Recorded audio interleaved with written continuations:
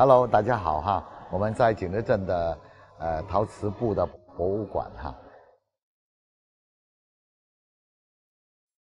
景德镇中国陶瓷博物馆是国内第一家专题性陶瓷博物馆，馆内收藏了从新石器时代以来各个不同历史时期的陶瓷珍品3万余件，涵盖了景德镇千年制瓷历史长河中的代表品种。在这些重器当中，有一件堪称是镇馆之宝。这个瓶子是这里的景德镇博物馆的镇馆之宝。那是什么年代呢？所以我经常跟大家说呢，我们看器物的时候，不要忘记我们要会分它的风格。每个朝代都有它本身的风格，比如说青花、元、明、清都有它的风格。那么这个梅瓶就是元代最典型的元青花。元青花它的器物包罗万有，比如说梅瓶、玉壶春瓶、罐子、碗、盘、小盘、大盘、高足杯等等等等，多元化。我们看元青花的时候呢，它有一个特别的一个特征，它的青花的发色呢特别的紫蓝，特别的艳丽。那么这个蓝呢，简单来说就是来自伊斯兰国家的这种青花的发色。蓝这种钴料呢，含铁呢很重，所以呢，经常呢我们会发现呢，它有很深的铁锈斑或者是黑色的斑，这种呢就是铁的一种化学的反应。那么这个是一个特征。第二个特征，它的叶子很肥很宽，这个也是它的一个特征。还有一个特征，我估计啊，100个人不一定有1个人能说出来。那我老在当年是我师傅告诉我的。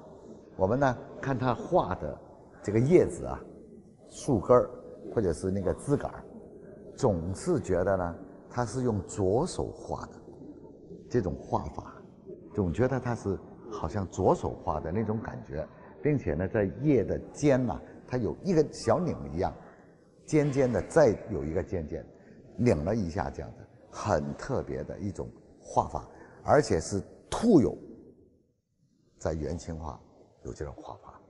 过了元朝，过了元代，到了洪武，完全2种风格。当然还有它的遗风，但是在它的遗风当中变化很大。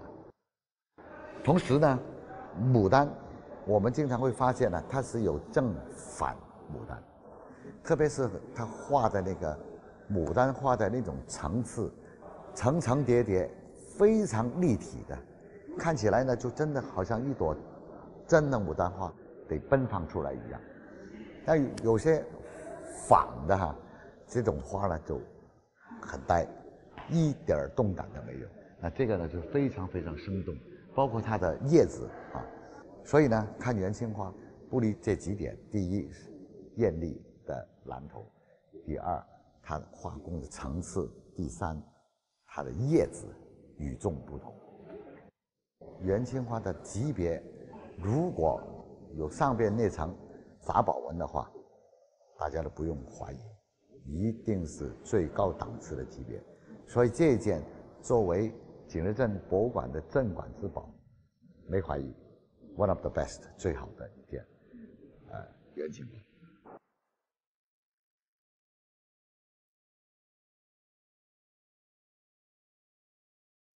除了元代青花闻名于世，明代宣德的青花瓷器亦是瓷器名品之一。景德镇陶录评价宣德瓷器：诸料稀精，青花最贵。那么，宣德青花的特点是什么呢？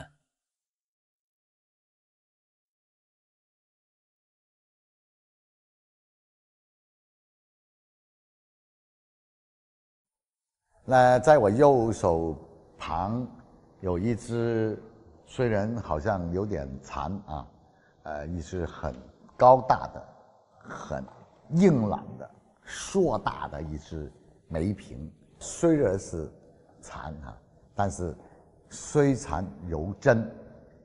为什么说它犹真呢？那么大的器物，宣德官窑。我刚才想了很久很久，到底在全世界的博物馆当中有没有见到？我没想出，那么应该就仅此这一只，好像没有。那为什么眼前这只破成这样子？包括考古所，考古所也挖掘了很多大件的这种青花的宣德大梅瓶，包括有蚕丝的，有画龙的，有赶猪龙的，或者是一条龙的等等哈，很多其他的纹饰全部砸碎。我个人认为，从这件器物的发色、白釉去分析它，它满身都是开片。我自己认为它还没烧熟，就是1250度或者是1200多度，没到1300到1280的火候而烧成，是没成功。所以呢，把通通这一窑硕大的这个梅瓶全部砸碎。而完整器那么多年，我想到就一只是灵芝龙，咬着一个灵芝的一个蛟龙，蚕丝花卉好像都没有，非常重要啊！假如谁家里有一只完整的，别太开心哈，你别以为你就独一无二哈，我这家里是完整的啊。所以呢，我们在学习的过程当中要吸收很多知识，很多信息给自己。别到时候栽的自己一脑袋都是疤痕。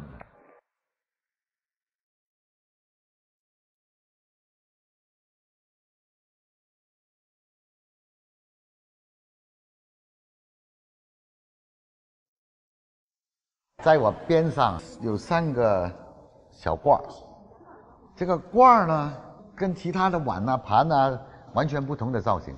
这个罐子的造型，我觉得哈，就好像井的一个口一样，打水啊，井的一个口子。那么这个罐子还带盖，到底它什么用途呢？打开那个盖子呢，里面没釉，墙壁上有釉，底下没釉。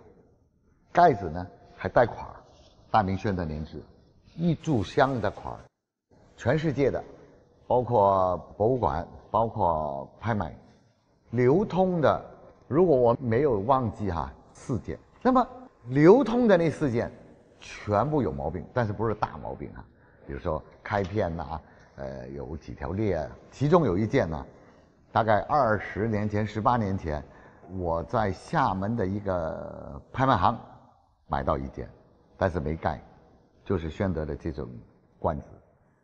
那么那件是怎么样出来的哈？我还记得是鼓浪屿一个大户人家，这个罐子啊是喂猫用的，被一个拍卖公司的老板去鼓浪屿做其他事情，一个大户人家的地下发现了，这样把它收回来，结果呢就被我买了。那么这个罐子到底是什么东西呢？是喂猫的，还是干什么用的呢？其实啊，就是蟋蟀罐，放蟋蟀的。那么蟋蟀罐，宣德皇帝用的蟋蟀罐当然是非常了不得，啊，全市也不多了。那么为什么在御窑厂会出现那么多破的？我估计上千上万个碎片，在御窑厂发掘，给我追寻到《明实录》的一个文献记载。宣德的母亲责怪宣德皇帝：“你在天天玩蟋蟀，你不上朝，导致朝廷天天的衰败。你从今天开始，你全部。”玉子给我全部这个宣德盖罐全部砸了，所以在宣德流传出来的就5、7个、3、5个，其他的全部是毁坏，全部碎片。所以这个品种呢是非常稀有的宣德青花蟋蟀罐的一个暗淡的命运。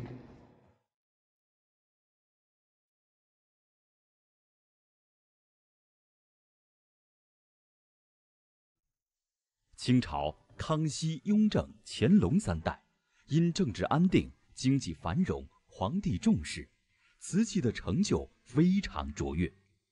康熙的五彩、豇豆红、珐琅彩等品种别开生面。雍正的粉彩、斗彩制作之精冠绝于各代。乾隆一朝色彩绚丽，造型新奇，使用转心、镂空等装饰手段。那么，在景德镇中国陶瓷博物馆中，又有哪些清代的重器呢？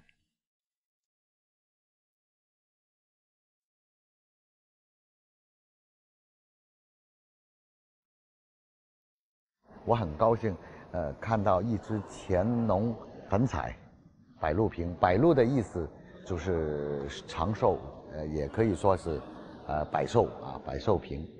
那么这种名品呢，我们在欣赏在鉴赏瓷器的清代的瓷器的时候，我们呢要了解康熙五彩的硬朗，雍正粉彩的淡雅，乾隆皇帝的金碧辉煌。这种品种就在乾隆皇帝才创烧，雍正没有，康熙也没有，嘉庆没有发现，只发现道光有2只，全是百鹿瓶，就那么多了。我们这只呢，通景整个瓶子就好像树林当中呢，鹿子奔跑，自然休闲，在生活在一个树林当中，非常的自然美。展开这个画片来说，就好像一幅丛林的百鹿的一个休闲生活的一个场景，非常美丽。看粉彩瓷的时候，我自己个人呢，经常很关注的一个颜色，就是它的石头的颜色。这个石头的颜色永远不变的，就是带一种石青的一种料。乾隆早中晚期都画得那么漂亮，而且这个颜色，今天在博物馆我们看到，永远记住这个颜色 ，never change， 永远都不会变。到了乾隆后期、嘉庆早期还有一带这个颜色，到了道光以后呢就没有了，很淡，而且呢画工也不同了。大家呢看这个山水有没有留意一下这个树呢？树一定要留意，大部分的树都是一根儿，或者是远远的又一根儿老树。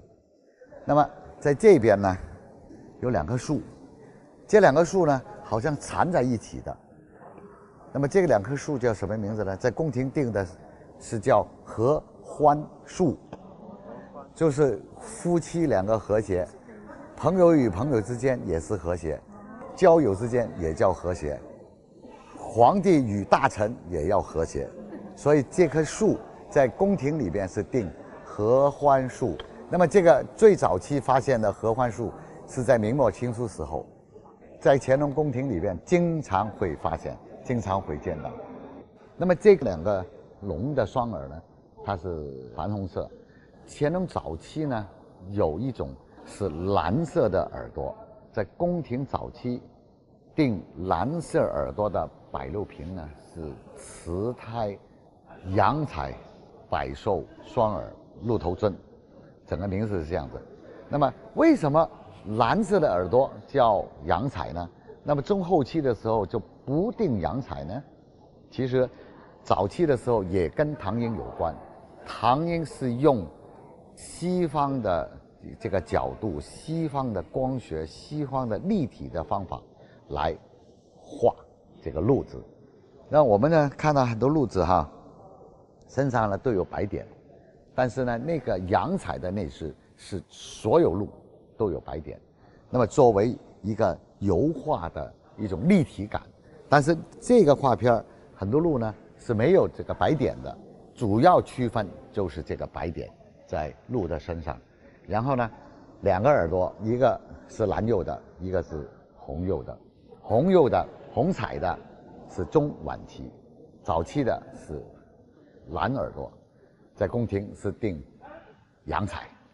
那么器型永远都是口是上来的时候稍微扎一点点收腰，然后呢骨腹都是很圆润很顺眼的。我们呢看所有的瓷器，任何一个年代，比如说康熙、雍正、乾隆家庭到过，摆如尊一定是乾隆就是这种造型，到了嘉庆又是另外一个造型，会厚会薄会肥会瘦，所以我们多看造型就能一眼的看出来，哎，这个是什么年代，这个是什么年代，大概会有这种区分。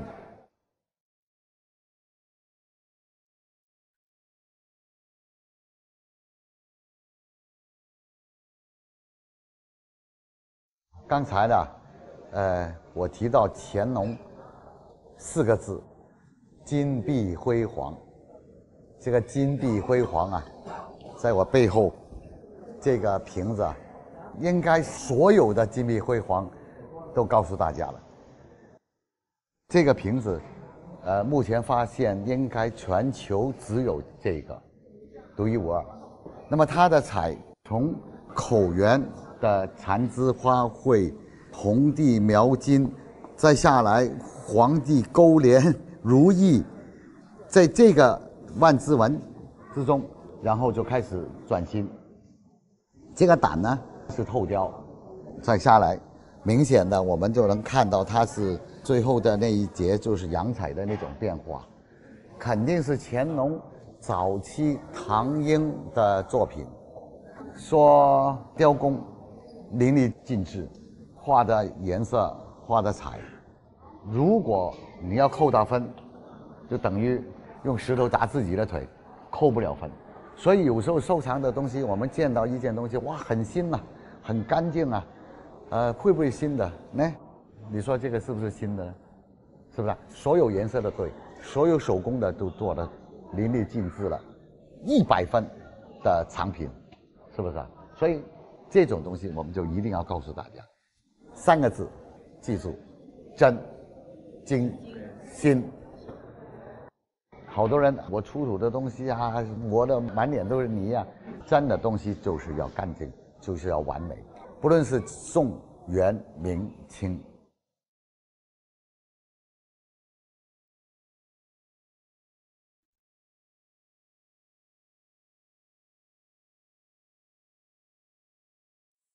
这4个字，釉陶凝瓷，其实这4个字呢，是保佑制瓷业的一个词。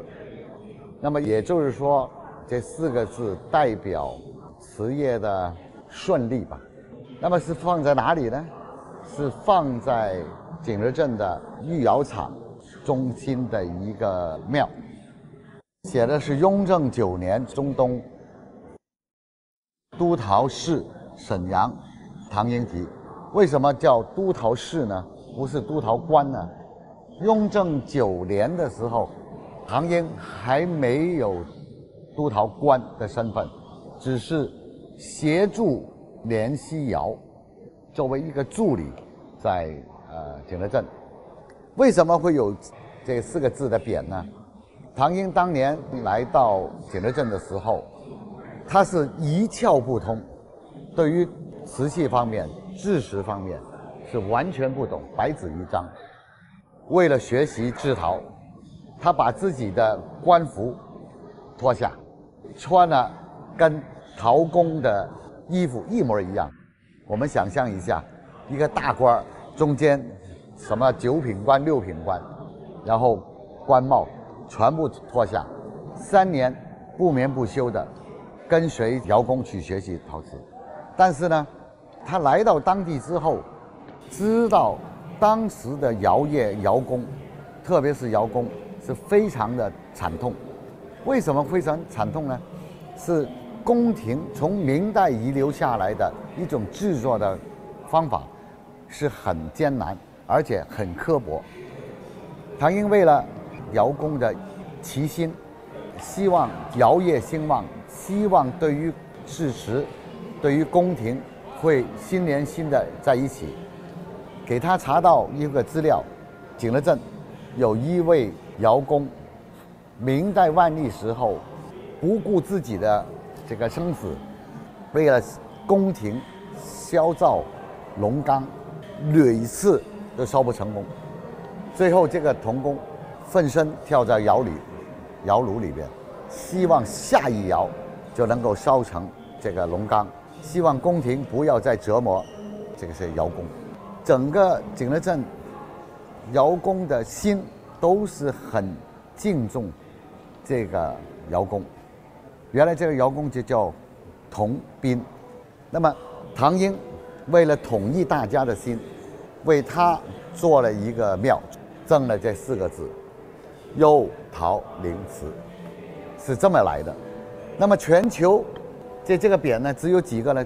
就是这4个字，没有复制的啊，只有在景德镇，只有在这里的博物馆，所以是非常非常珍贵，并且呢，它有很重要的历史价值，也很重要的文物价值，同时也有非常温暖的、有感情的背景在里边。